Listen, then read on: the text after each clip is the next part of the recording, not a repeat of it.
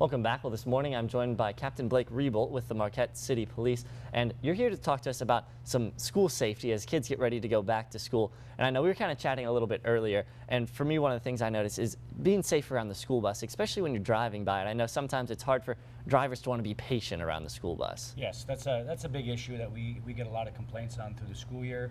We encourage motorists to be aware when they're behind a school bus, it's most likely going to be stopping, especially during the hours of pickup and drop off, beginning of school, ending of school.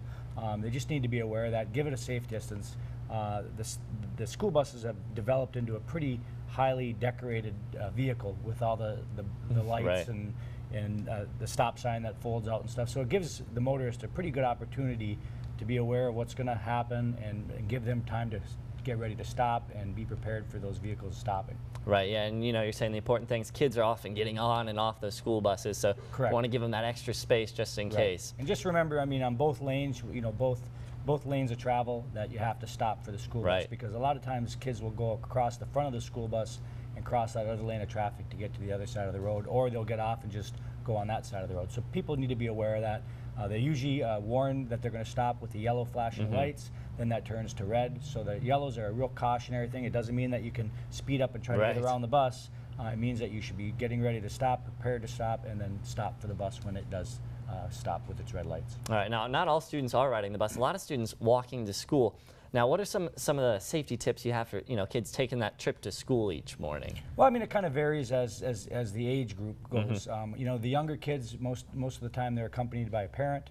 We encourage them to walk with parents to school, be prepared for the weather conditions, whether it be raining, snowing, or sleeting, and to maybe wear brighter clothes. It's at that time of the day, twilight, where it's a real hard transition for drivers. And we also ask them to be prepared and be aware of their surroundings. That's a real important thing. Before you cross the street, take a couple extra seconds, try not to be rushed, look both ways, and then safely cross. We really encourage parents and kids to cross at crosswalks. Right.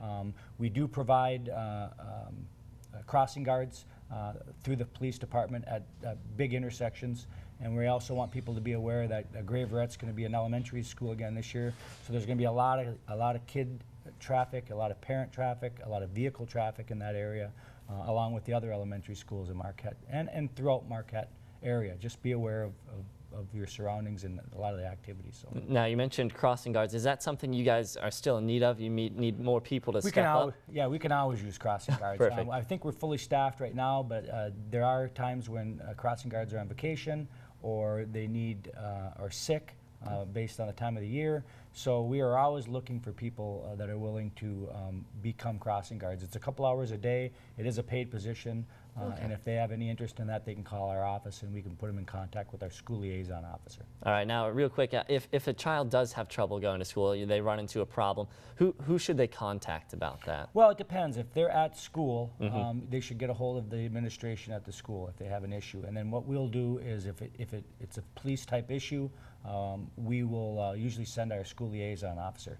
We have an officer that we put in the schools for the whole school year, and they're there every day during the school year. They go to a lot of school functions, and he's a great resource for parents or kids if they have any issues. All right, well, Captain Reiboldt, I want to thank you for getting up here and joining us this morning. Sure. A lot of great tips for everyone getting ready to go back to school out there. I know kids maybe not excited, but some great tips to keep in mind to make sure everybody stays safe this school year. I think there's a lot of parents who are excited. So. Yeah, that's right. Very good point. All right, thanks again. And we're going to check in with Ashley Kirkland, who's getting parents more excited for that back-to-school shopping. Stay tuned.